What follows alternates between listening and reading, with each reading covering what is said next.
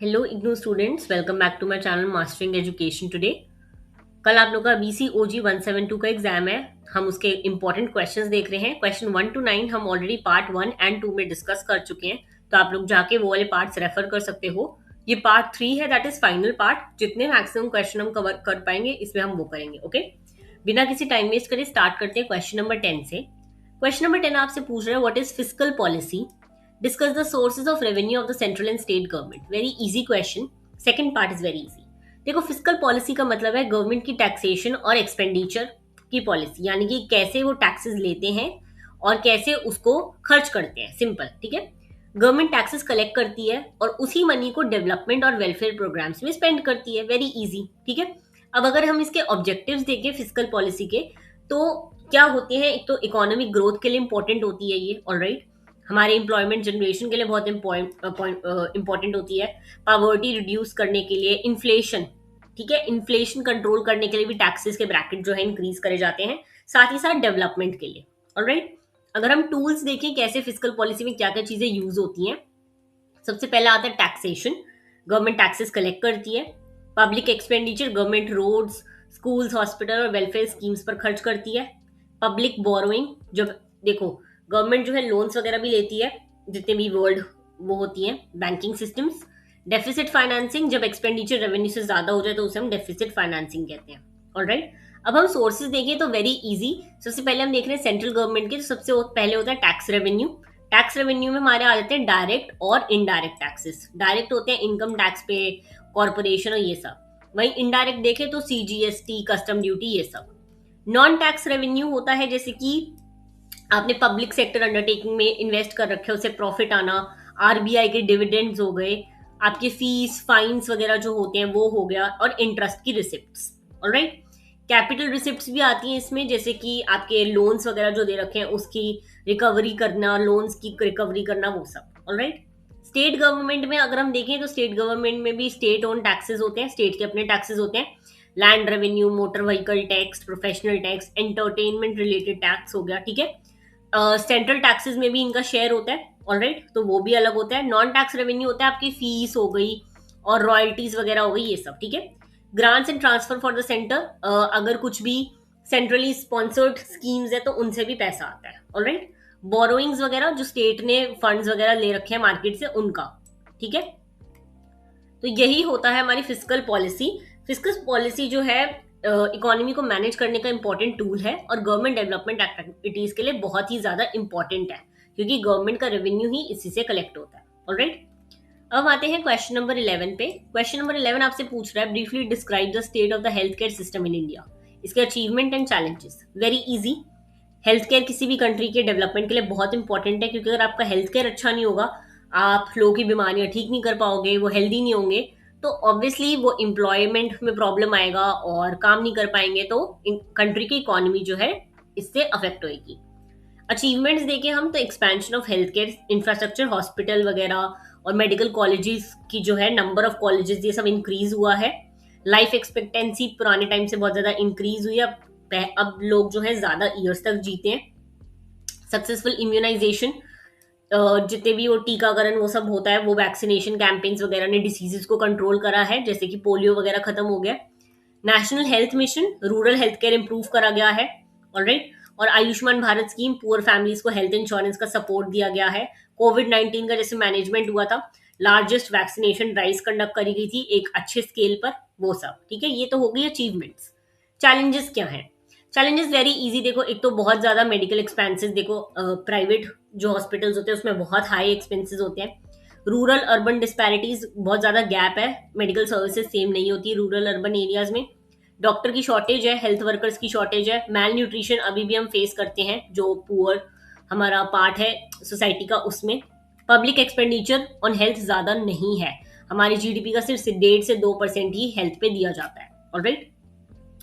Suggestions for improvement क्या है? देखो, हेल्थ केयर पे ज्यादा एक्सपेंडिचर रखो, रूरल एरिया में फैसिलिटीज बेटर लाओ, डॉक्टर्स और नर्सेज लाओ, टेली मेडिसिन एक्सपेंशन यानी कि ऑनलाइन कंसल्टेशन लेकर आओ, ठीक है। और यूनिवर्सल हेल्थ केयर कवरेज होना चाहिए, ऑलराइट। इजी क्वेश्चन था, बहुत ही जनरल क्वेश्चन। नेक्स्ट आते हैं क्वेश्चन नंबर 12 पे। Discuss the role and importance of agriculture in India's economy and the major challenges face since independence. Very easy question again.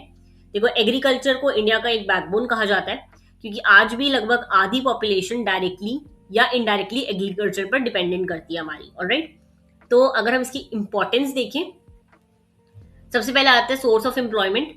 बहुत लोग हैं अभी भी जिनको जॉब्स वगैरह एग्रीकल्चर सेक्टर में ही है वो लोग, ठीक है। फूड सिक्योरिटी, एग्रीकल्चर हमें फूड प्रोवाइड करता है, very important. Raw material, textile, sugar और फूड इंडस्ट्रीज को एग्रीकल्चर पर डिपेंड होना होता है अपने रॉ मटेरियल्स वगैरह के लिए, ठीक है। नेशनल इनकम में बहुत ज्यादा इसका रोल है, ठीक है। वैसे कम हो रहा है पर पिछले टाइम से, लेकिन अभी भी काफी है। ऑलराइट, रूरल डेवलपमेंट को सपोर्ट करता है, विलेज इकोनॉमी क्योंकि सारी एग्रीकल्चर पर बेस्ड होती है।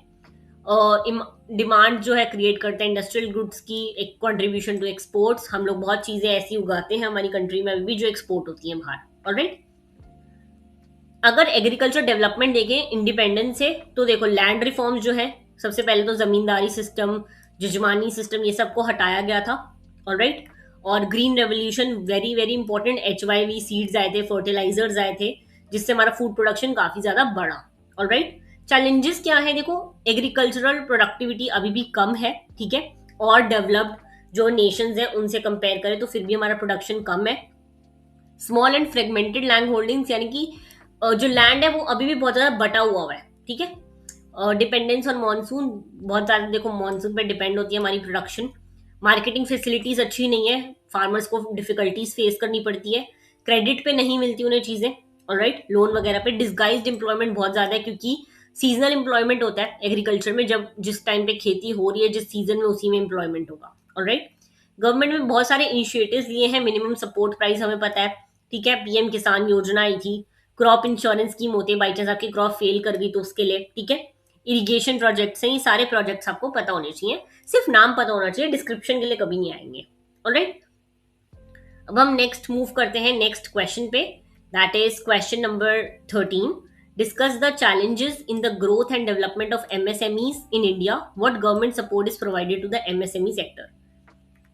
देखो, MSME का पहले तो फुल फॉर्म पता होना चाहिए आपको, micro small and medium enterprises, ठीक है। ये इंडियन इकोनॉमी का बैकबोन माने जाते हैं क्योंकि ये एम्प्लॉयमेंट और एंटरप्रेन्योरशिप को प्रमोट करते हैं। ऑलराइट, जितने भी छोटे बिजनेस हैं वो MSME में ही रजिस्टर होते हैं। इनका इंपॉर्टेंस क्या है? देखो, एम्प्लॉयमेंट जनरेशन, ऑब्वियसली नई कंपनियां खड़ी होंगी, नए छोटे बिजनेस खड़े होंगे तो एम्प्लॉयमेंट जनरेट होगी। इंडस्ट्रियल आउटपुट को जो है एक्सपोर्ट वगैरह इंक्रीज होता है इससे, ठीक है। रूरल डेवलपमेंट में हेल्प करते हैं क्योंकि वहां पे तक भी पहुंचते हैं लोग, और एंटरप्रेन्योरशिप को इंकरेज करा जाता है इसमें। ऑलराइट, चैलेंजेस क्या फेस करने पड़ते हैं? फाइनेंस का एक तो लैक है, बहुत से MSME को बैंक वगैरह लोन नहीं देते। कई MSME ओल्ड टेक्नोलॉजी भी यूज करते हैं। ऑलराइट, और मार्केटिंग प्रॉब्लम बहुत ज्यादा है, प्रोडक्ट्स को मार्केट तक पहुंचाना डिफिकल्ट है, एडवर्टाइजमेंट मार्केटिंग में बहुत पैसा लगता है। लार्ज जितनी भी फर्म्स है उनसे कंपटीशन बहुत ज्यादा है, और इंफ्रास्ट्रक्चर की प्रॉब्लम तो है ही। ऑलराइट, इजी क्वेश्चन MSME वाला। गवर्नमेंट ने क्या क्या करे? एक तो उद्यम रजिस्ट्रेशन आ गया कि MSME को गवर्नमेंट बेनिफिट एक्सेस करने के लिए आपको उद्यम रजिस्ट्रेशन करना पड़ता है अपने बिजनेस का, ठीक है। फिर क्रेडिट गारंटी स्कीम आई है, कोलैटरल फ्री लोन्स दिए जाते हैं आपको, ठीक है। फिर MSME संबंध पोर्टल लाया गया है जिसमें प्रोक्योरमेंट करा जाता है, गवर्नमेंट खरीदती है उन MSME को। आत्मनिर्भर भारत का पैकेज है जिसमें फाइनेंशियल सपोर्ट और इमरजेंसी क्रेडिट प्रोवाइड किए गए हैं। Alright, make in India initiative सबको पता ही है कि अपना यहीं पे इंडिया में ही प्रोडक्ट बनाओ और उसे बेचो, इसको बहुत ज्यादा एनकरेज करा गया। ऑलराइट, नेक्स्ट आते हैं क्वेश्चन नंबर 14 पर। क्वेश्चन नंबर 14 पूछ रहा है, discuss the growth of the service sector in India after economic reforms. देखो, 1991 के जो LPG रिफॉर्म्स आए थे ना, लिबरलाइजेशन, प्राइवेटाइजेशन, ग्लोबलाइजेशन, उन रिफॉर्म्स के बाद सर्विस सेक्टर इंडिया का फास्टेस्ट ग्रोइंग सेक्टर बन गया। आज जो है सर्विस सेक्टर GDP का सबसे बड़ा कंट्रीब्यूटर है हमारी कंट्री में। सर्विस सेक्टर में सब कुछ आ जाता है, आपका IT आ जाएगा। ऑलराइट, आपका telecommunication, banking, insurance, tourism, education, transportation, सब कुछ जो है सर्विस सेक्टर में आता है, ठीक है। इसका ग्रोथ कैसे हुआ? सबसे पहले तो लिबरलाइजेशन, प्राइवेट सेक्टर का पार्टिसिपेशन जब बढ़ा। Alright, skilled man power, India के पास बहुत सारे इंग्लिश स्पीकिंग वर्कफोर्स है तो बाहर की कंपनीज में जॉब लेना इजी हो गया। फॉरेन इन्वेस्टमेंट, FDI का बहुत ज्यादा इनफ्लो हुआ, फॉरेन कंपनीज ने इन्वेस्ट करना स्टार्ट करा। टेक्नोलॉजी एडवांस होगी इंटरनेट के आने की वजह से। अर्बनाइजेशन हुआ, सिटीज और इनकम लेवल के ग्रोथ से जो है सिटीज में लोग मूव करे, सर्विस सेक्टर में गए, इसलिए अर्बनाइजेशन का भी ग्रोथ हुआ और सर्विस सेक्टर का भी, ठीक है। टेलीकॉम सेक्टर में देखो ग्रोथ हुआ है, अगर हम देखें तो मोबाइल फोन्स वगैरह बहुत ज्यादा यूसेज में आ गए हैं, इंटरनेट का एक्सेस बहुत ज्यादा बढ़ गया है, डिजिटल पेमेंट्स वगैरह बहुत पॉपुलर हो गई हैं। ऑलराइट, पर इसके साथ चैलेंजेस भी आए थे। चैलेंजेस क्या आए थे? देखो, स्किल का गैप था, लोगों को इतनी ज्यादा नॉलेज नहीं थी टेक्नोलॉजी की, साइबर सिक्योरिटी के बहुत कंसर्न रहते हैं जितने भी ये वो होते हैं फ्रॉड वगैरह, ठीक है, और रीजनल डिस्पैरिटीज। कहीं पे देखो जहां डेवलप्ड है स्टेट्स वगैरह, वहां पे आप यूज कर सकते हो डिजिटल, बट हर स्टेट में नहीं पॉसिबल, क्योंकि लोग इतने ज्यादा नहीं है इससे वगैरह। ऑलराइट, क्वेश्चन नंबर 15 पे आते हैं, discuss the major issues and challenges of the Indian economy. Very important question, paper में आ सकता है डायरेक्टली। ऑलराइट, चैलेंजेस क्या फेस करती है Indian economy? Very easy, poverty सबसे बड़ा चैलेंज है हमारी कंट्री का, बेसिक फैसिलिटीज भी कई लोगों के पास नहीं है, इनकम की इनइक्वालिटी, रिच और पुअर का गैप बहुत ज्यादा है हमारी कंट्री में अभी भी, अनएम्प्लॉयमेंट, जॉब्स की डिमांड है लेकिन सप्लाई नहीं है। ऑलराइट, एग्रीकल्चरल प्रॉब्लम्स होती है, लो प्रोडक्टिविटी होती है, हमारा क्लाइमेट पे डिपेंडेंट, मानसून डिपेंडेंट बहुत ज्यादा है हमारा, इंफ्रास्ट्रक्चर डिफिशियंसी, रोड्स, लॉजिस्टिक्स, इस सब में अभी भी बहुत इंप्रूवमेंट की जरूरत है, दिखता है हमें आसपास। रीजनल इम्बैलेंस, सभी स्टेट्स जो है इक्वली डेवलप्ड नहीं है, इन्फ्लेशन है, प्राइस इंस्टेबिलिटी, अभी भी प्राइसेस कभी भी राइज हो जाते हैं, ठीक है, स्किल गैप, क्लाइमेट चेंज, ये सारे बहुत सारे फैक्टर्स हैं, बहुत इजी फैक्टर्स हैं जो आपको आसपास अपने दिखते हैं, वो सब इसमें लिख सकते हो। ऑलराइट, तो यही था आपका क्वेश्चन नंबर 15। क्वेश्चन नंबर 16 आ जाता है, discuss the regional imbalances in India.